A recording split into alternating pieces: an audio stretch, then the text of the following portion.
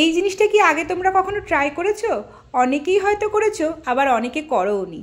খেতে এত অপূর্ব হয়, মাছ মাংস ফেলে সব ভাত এই দিয়েই খাওয়া হয়ে যায়। আজকের রেসিপি রইল কারান ছাতু কষা, বা এটাকে অনেকে অষ্টমী ছাতুও বলে। যে মাশরুমটা আমরা বাজার থেকে কিনে খাই, এটা তারই অন্য একটি প্রকারভেদ। সাধারণত শাল জঙ্গলে পাওয়া যায়। বাঁকুড়া, পুরুলিয়া এই জায়গাগুলোতে দুর্গা অষ্টমীর সময় এই ছাতুগুলো পাওয়া যায়। খেতে ভীষণ ভালো হয়। যে মাশরুমগুলো আমরা কিনে খাই তার থেকে বেশ অন্যরকম এবং আরও ভালো। তো প্রথমেই আমি ছাতু বা ওই মাশরুমগুলোকে ভালো করে গরম জলে 2 থেকে 3 বার ধুয়ে নিয়েছি এবং জল ঝরিয়ে রেখেছি। এবার লম্বা লম্বা করে আলু কেটে ফ্রাই প্যানে বেশ কিছুটা সর্ষের তেলে লবণ হলুদ দিয়ে আলুগুলোকে ভালো করে ভেজে নিচ্ছি। ভাজার মধ্যে যাতে আলু মোটামুটি সেদ্ধ হয়ে যায় সেইভাবেই ভেজে নিয়েছি। এবার ওই তেলেই এই ছাতু বা মাশরুমগুলোকে দিয়ে দিলাম এবং সামান্য লবণ এবং হলুদ দিয়ে ততক্ষণ ভালো করে ভেজে নেব যতক্ষণ না এটার জল একেবারে শুকিয়ে যায়। তেলে দিলেই কিন্তু, এবং যেহেতু লবণ দিয়েছি, প্রচণ্ড পরিমাণে জল ছাড়বে। তো হাই ফ্লেমে এটাকে খুব ভালো করে ভেজে নিতে হবে যতক্ষণ না জলটা একেবারে শুকিয়ে যায়। বেশ মিনিট 5 থেকে 10 সময় লাগবে জলটা পুরো শুকোতে। আর এই টাইমের মধ্যেই কিন্তু এটা প্রায় সেদ্ধও হয়ে যাবে। তো ভালো করে 10 মিনিট ধরে আমি এটাকে ভেজে নিয়ে এবার এটাকে তুলে নিচ্ছি।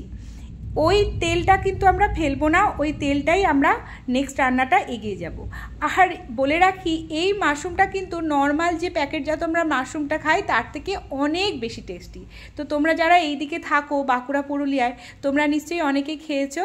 আর যারা খাওনি তারা যদি দুর্গা অষ্টমীর সময় এটা পাও, অবশ্যই আমার অনুরোধ একবার খেয়ে দেখো, খেতে অপূর্ব হয়। এবার যে তেলটা অবশিষ্ট ছিল তার মধ্যে পেঁয়াজ কুচিয়ে দিয়ে দিলাম।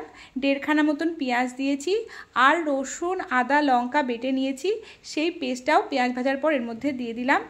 এবার ভালো করে একটু ভেজে নেওয়ার পর বেসিক কিছু মশলা এর মধ্যে দিয়ে দিচ্ছি। দিলাম লবণ, হলুদ, 1/2 চামচ মতো ধনে গুঁড়ো, 1/2 চামচ জিরে গুঁড়ো এবং পরিমাণ মতো লঙ্কার গুঁড়ো। দিলাম সামান্য একটু সস। এবার সব কিছুকে খুব ভালো করে কষিয়ে নেব যতক্ষণ না তেলটা ছেড়ে দেয়। দেখো ওপরে তেল ভেসে উঠেছে, তার মানে আমার মশলা কিন্তু খুব ভালোভাবে কষা হয়ে গেছে। এবার মশলাটা কষে নেওয়ার পর আলু আর মাশরুমটা বা ছাতুটা আমরা দিয়ে দিলাম। যেহেতু আলুটাও প্রায় সেদ্ধ এবং মাশরুমটাও প্রায় সেদ্ধ, তাই আমাদের কিন্তু খুব বেশি ফোটানোটার প্রয়োজন হবে না। কষানো যেটুকু সময় লাগে সেটুকুই কিন্তু আমাদের লাগবে। খুব বেশি সময় এটা লাগে না, খুব তাড়াতাড়ি কিন্তু রান্নাটা হয়ে যায়। আর আলুটাও আমি লম্বা লম্বা করে কেটেছি, যেহেতু মাশরুমটাও লম্বা বা ছাতুটা লম্বা, সেই একই রকম দেখতে লাগে সেইভাবে কেটেছি। তো তোমরাও এইভাবে কেটো। তো এবার ভালো করে মশলার সাথে ততক্ষণ কষবো যতক্ষণ না মানে মশলাটা খুব ভালোভাবে এর মধ্যে ঢুকে যায়। তেল ছাড়লে তারপর আমরা কিন্তু জল দেব। ওই মিডিয়াম ফ্লেমে আরও 5 থেকে 10 মিনিট মতো আমি খুব ভালো করে কষে নিচ্ছি। এবার খুব ভালো করে তেল ছেড়ে দিলে গরম জল অ্যাড করে দিলাম। খুব বেশি জল আমি দেব না, যেহেতু এটা কষা রাখবো, তাই অল্প জল দিয়েছি। এবার ঢাকা চাপা দিয়ে ওই জাস্ট 5 মিনিট হাই ফ্লেমে আর 5 মিনিট লো ফ্লেমে রান্না করে নিয়েছি। এবার একটু ভালো করে মিশিয়ে দিচ্ছি এবং এই রকম একটু গা মাখা মাখাই আমি রেখেছি যেহেতু কষা। এবার এটাকে আমি ওপর থেকে ছড়িয়ে দিলাম কিছুটা গরম মশলা এবং ঘি। কি দারুণ যে খেতে হয়, যে কোনো মাছ মাংসকে বলে বলে হারিয়ে দিতে পারে এই কারান ছাতুর রেসিপিটা।